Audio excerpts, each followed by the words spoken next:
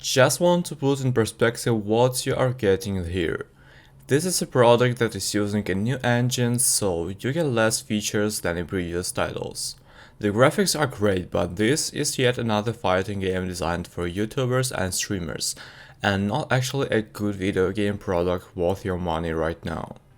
Instead of features, game modes, we get bare bones with a 5-hour story, invasion mode, basic tower mode, online play, practice and challenges.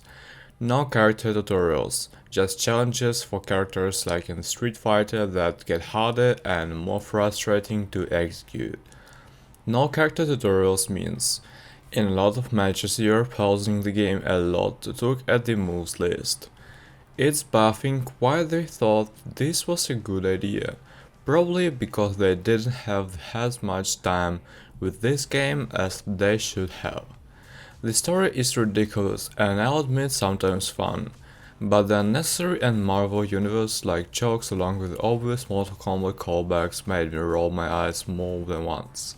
Also, I'll just say, I don't care for this new era or look of this Mortal Kombat, and I'm about done with all the timeline talk. The fights are vigorous, real talk. I didn't like the way the combat was in MKX, and I'm glad the developers found a way to improve this gaming experience in subsequent parts. There are 23 great fighters. The roster is quite tight. There is no feeling that anyone is super flawed here. But it is sad that many iconic characters like Sonya Blade or Jax were relegated to the role of cameo fighters. But I look forward with hope, knowing which fighters will be added to the game in the future.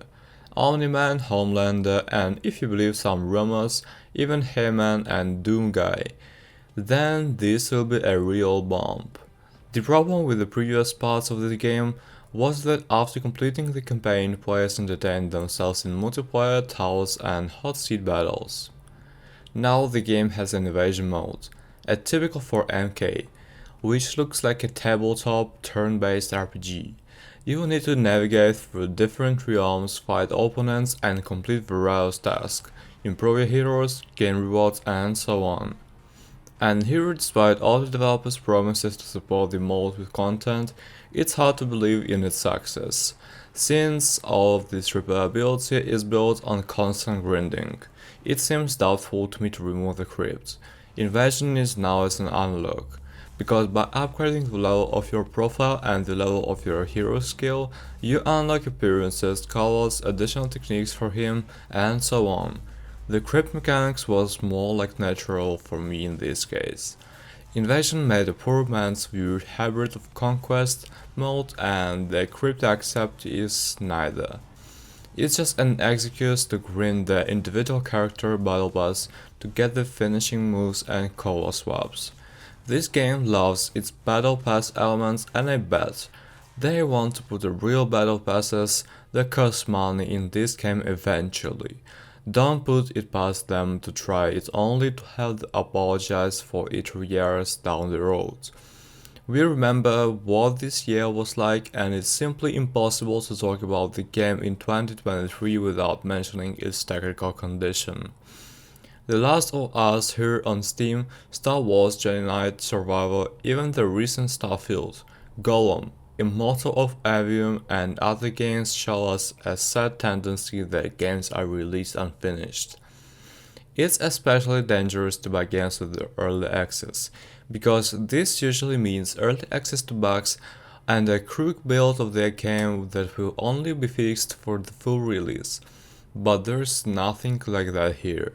I played the entirely early access with pleasure and without resentment. Therefore, the fact that you buy a game, turn it on, and it just works automatically becomes an advantage.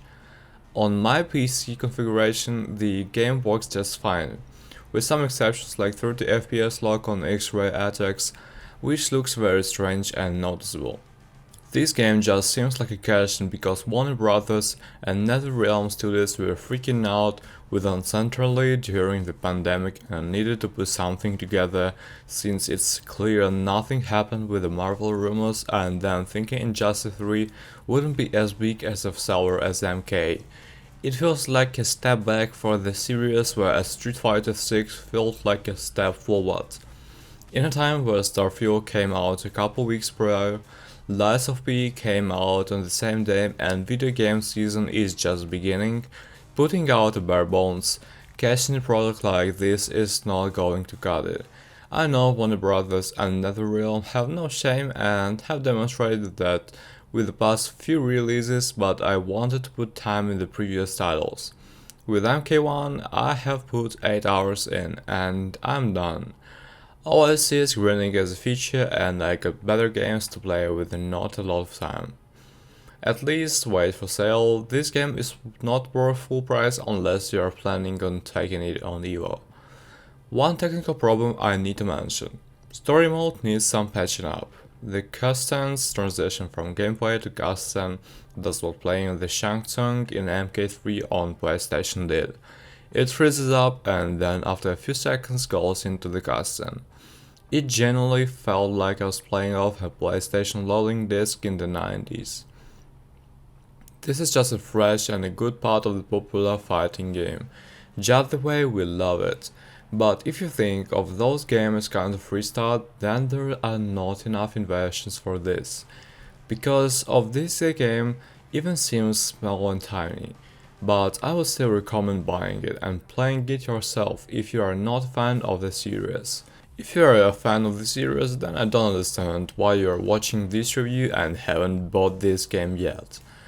By the way guys, as long as you're here, come check my Mortal Kombat 1 Steam Achievement guide.